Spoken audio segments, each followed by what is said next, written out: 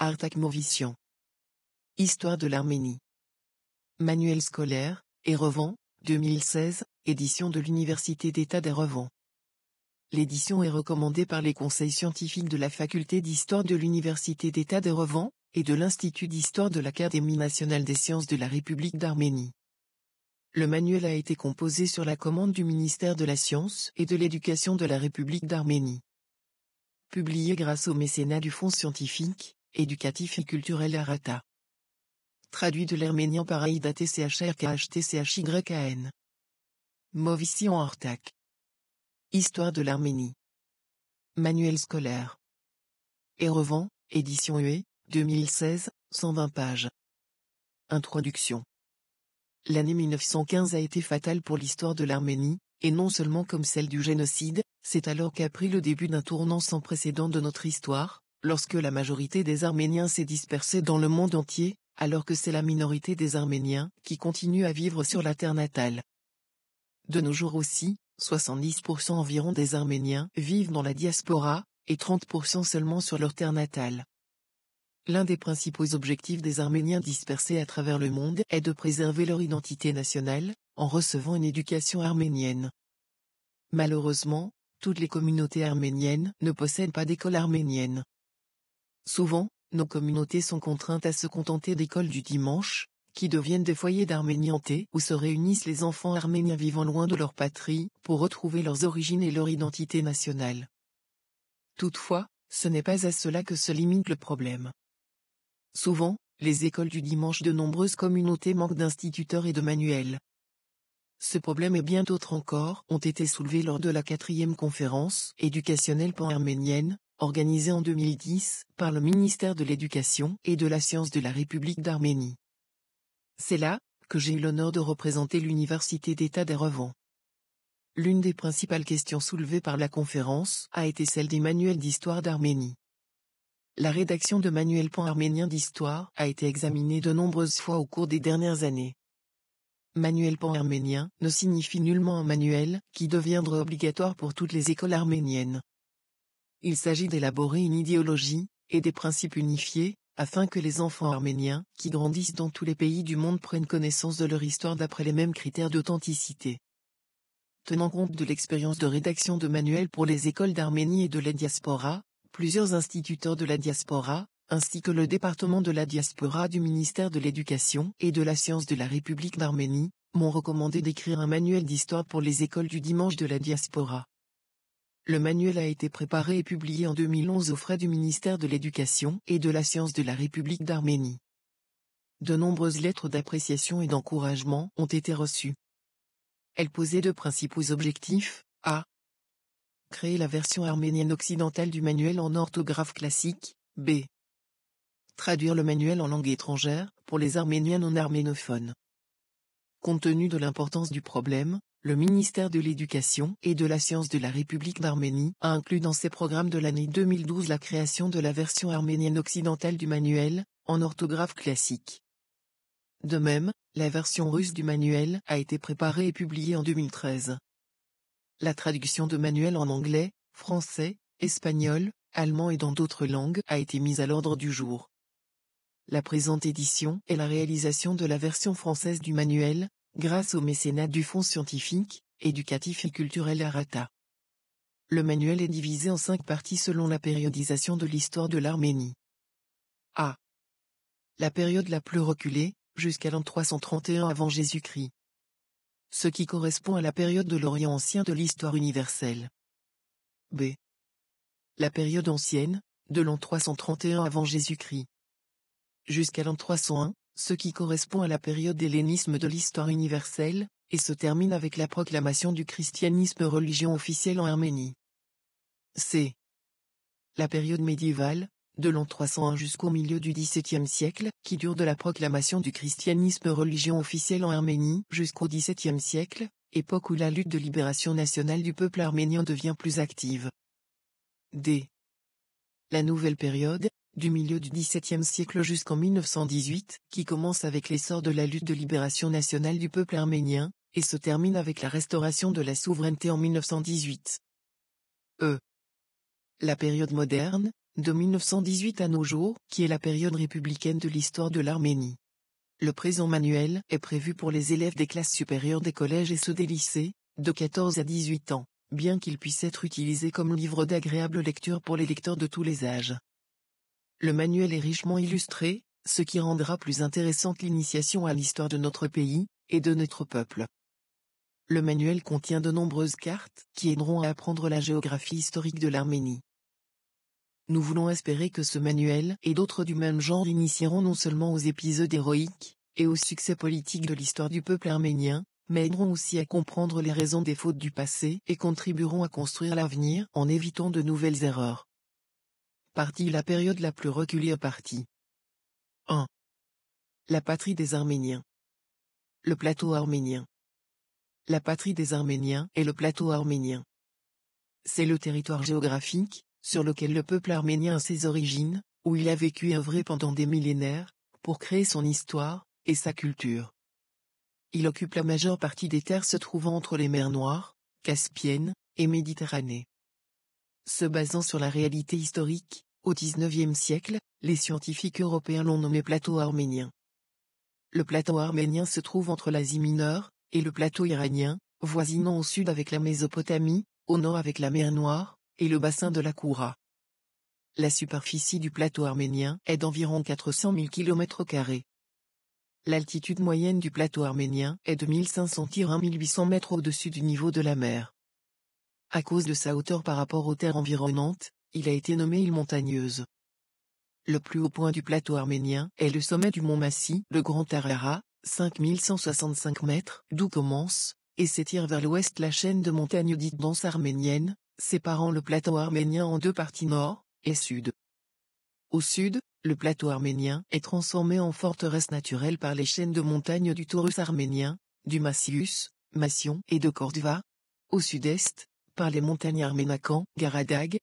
À l'ouest, par l'Antitaurus et au nord-ouest, par le plateau du Pont. Au nord-est, le pied du plateau arménien est limité par la Koura. Entre ces masses géantes de montagnes, on trouve des plaines fertiles. La plus grande est la vallée de l'Ararat, ainsi que celle de Mouche, du Chirac et d'autres.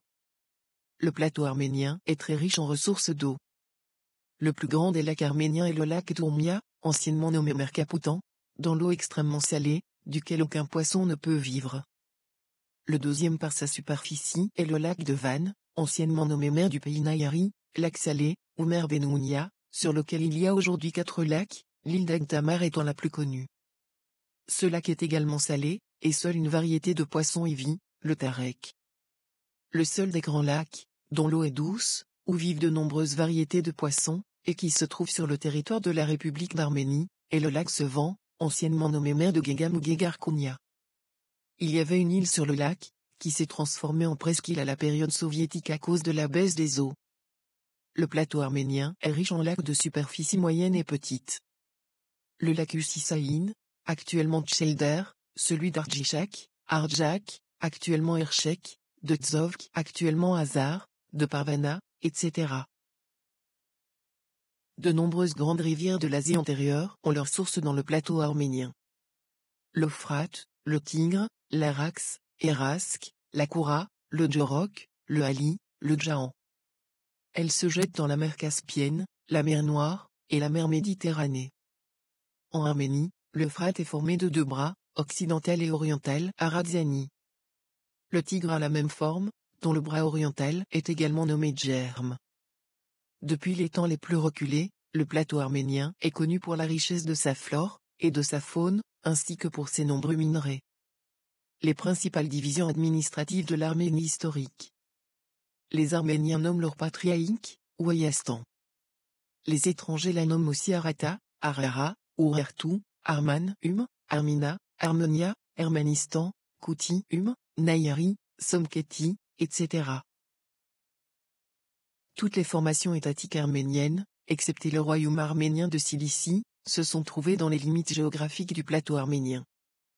Toutefois, les frontières des États arméniens et du plateau arménien n'ont jamais coïncidé. Ainsi, l'Arménie majeure, tout en occupant la plus grande partie du plateau arménien, possédait à l'est le canton du Païtakaran, qui se trouve hors du plateau arménien. l'Arménie mineure s'étendait au territoire de l'ouest de l'Euphrate occidental. Nous avons aussi une période de 3 siècles d'une royauté arménienne hors des limites du plateau arménien, en Cilicie. Dès lors, nous nommons Arménie historique les territoires se trouvant entre les mers Caspiennes, Noire et Méditerranée. Au cours des siècles, l'Arménie historique a de nombreuses divisions administratives. Les plus connues sont l'Arménie majeure, l'Arménie mineure, la Commagène, et la Cilicie. Selon le géographe grec Ptolémée, 1er et 2e siècle, la superficie de l'Arménie majeure se divise en 20 cantons. D'après la géographie arménienne, elle se divise en 15 cantons, Haute-Arménie, Dzovk, Agdznik, Tourouberan, Mok, Kordjaïk, Perse-Arménie, Vaspurakan, Siouni, Arzak, Païtakaran, Outik, Gougark, Taïg et Aïrara.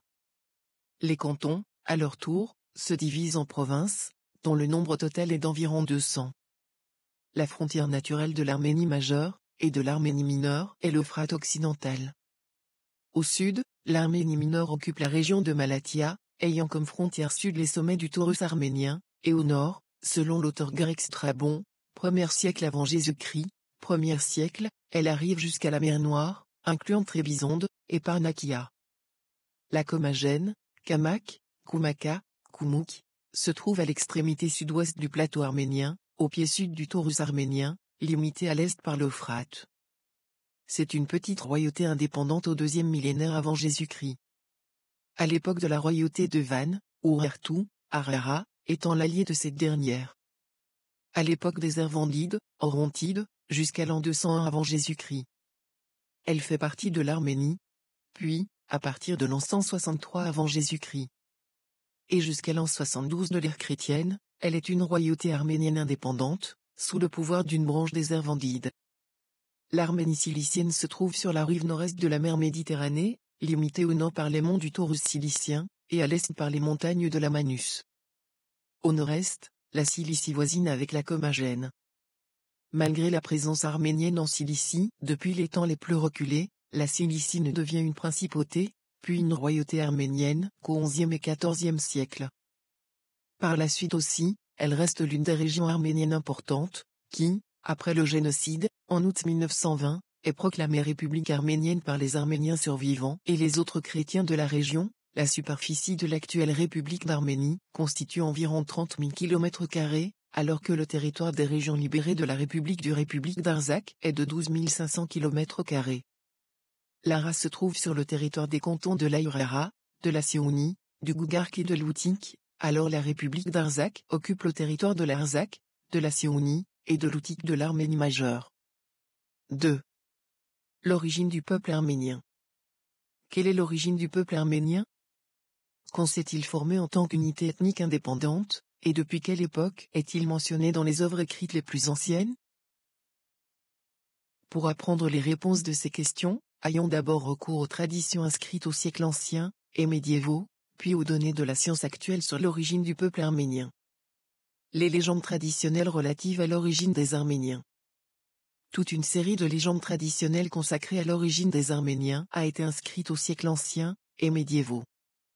La légende traditionnelle arménienne a été créée aux temps les plus reculés, et nous est parvenue grâce à l'histoire d'Arménie de Movkorenassi, père de l'historiographie arménienne. À l'époque pré-chrétienne, nos ancêtres croyaient qu'il provenait du géant patriarche Shaïk. Redoutable et illustre étaient les premiers dieux, cause d'immenses bienfaits pour le monde, principe de l'univers et de la multiplication des hommes, et se séparant d'eux, apparut la race des géants. L'un de ces hommes est Aïk. Les anciennes inscriptions cunéiformes de Mésopotamie, suméro-akkadienne, nous apprennent que le dieu protecteur de l'Arata, le plus ancien état du plateau arménien, du 8e et 17e siècle avant Jésus-Christ, était le dieu Aïk, fils de Aya, dieu de la sagesse et des eaux cosmiques. Le culte du dieu Aya est lié aux sources de l'Euphrate, et du Tigre, rivière du plateau arménien. Ce n'est pas par hasard que ce dieu est représenté comme source de ces rivières. En 301, le christianisme est proclamé religion d'État en Arménie. Tout ce qui est pré-chrétien est interdit, ou adapté à la conception du monde chrétienne.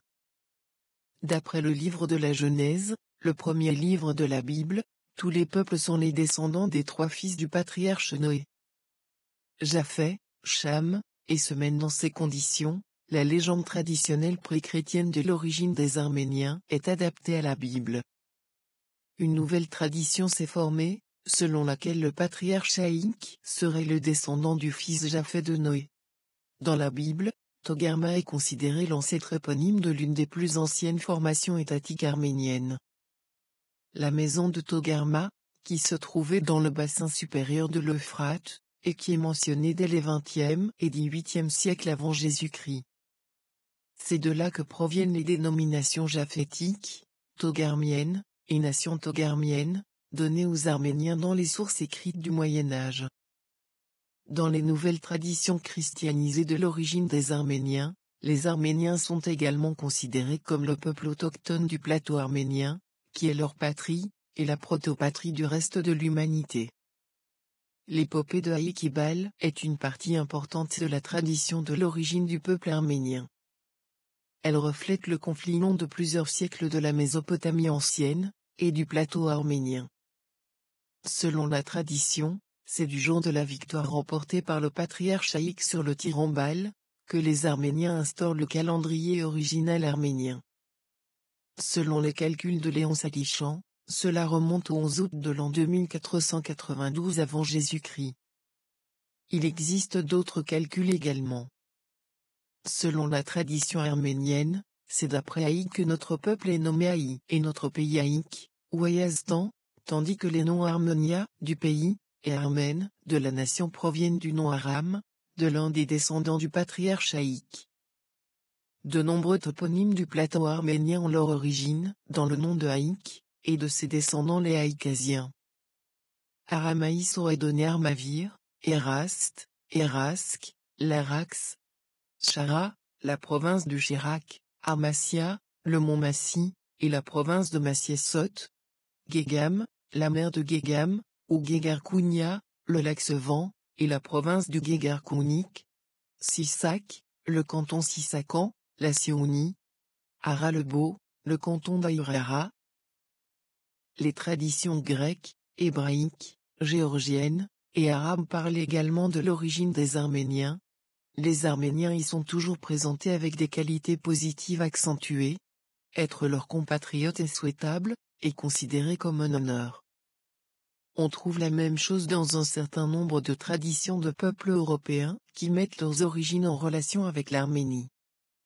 La chronique anglo-saxonne inscrite au IXe siècle témoigne que, les premiers habitants des îles britanniques étaient les Bretons venus d'Arménie.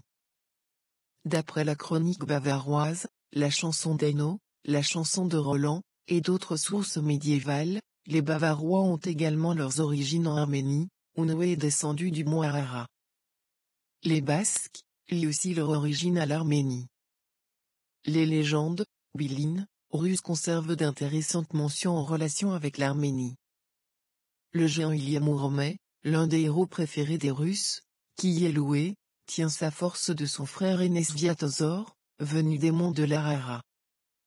La question de l'origine des Arméniens dans l'historiographie moderne. À partir du 5e siècle et jusqu'au milieu du 19e, l'origine des Arméniens, d'après la tradition chrétienne, formulée dans l'histoire de Movkor-Hénassy, reste incontestée. À la deuxième moitié du 19e siècle, les scientifiques avancent un certain nombre de nouvelles théories, y compris celle où même le caractère autochtone du peuple arménien est mis en question. Toutefois, quelques décennies plus tard, le manque de fondement total de ce genre de théorie est devenu évident. Au début des années 1980, il est prouvé qu'au 5e-4e millénaire avant Jésus-Christ, la protopatrie indo-européenne se trouvait au nord de l'Asie antérieure, plus exactement sur le plateau arménien, dans les régions orientales de l'Asie mineure, en Mésopotamie du Nord et dans le nord-ouest du plateau iranien. C'est-à-dire que, la protopatrie indo-européenne se trouvait justement sur le territoire, où le peuple arménien s'est formé, et a parcouru sa voie historique. Information historique très ancienne sur l'Arménie et les Arméniens. Les premiers renseignements historiques sur le plateau arménien, connus à ce jour, se sont conservés dans les inscriptions sumériennes et remontent au XVIIIe et XVIIe siècle avant Jésus-Christ. Il mentionne la formation étatique très ancienne de l'Harappa. Le nom Harappa est légitimement rapproché d'Harara, et considéré comme sa protoforme. Les textes mésopotamiens mentionnent le dieu Aya, ainsi que le pays et le peuple du même nom. L'on sait que les peuples étrangers connaissent notre pays et notre peuple sous les noms Harmonia et Armène, à partir des XIVe et XIIIe siècles avant Jésus-Christ. Des toponymes comme Armani, Armi, Aram sont mentionnés sur le plateau arménien, qui sont justement les protoformes d'Harmonia. Les inscriptions des XIVe et XIIIe siècles avant Jésus-Christ. Débla, Syrie du Nord, mentionne les fils de Aya, vivant dans le pays d'Armi. Ainsi, dès les XIIe et XIIIe siècles avant Jésus-Christ. Les principaux noms donnés aux Arméniens sont mentionnés, Harappa, Aya et Armani, qui continuent à vivre jusqu'à présent sous les formes d'Harara, de Haïkayastan et d'Armenia. Actuellement, l'on peut affirmer que les Arméniens constituaient une partie du proto-peuple indo-européen et qu'au moins dès la fin du IVe millénaire avant Jésus-Christ. Selon certaines études modernes, dès la deuxième moitié du IVe millénaire avant Jésus-Christ. Ils se sont séparés de la communauté indo-européenne. C'est depuis ce temps que commence l'époque des formations ethniques et étatiques anciennes du peuple arménien, tandis que c'est à la première moitié du premier millénaire avant Jésus-Christ, qu'un État unifié arménien s'est constitué.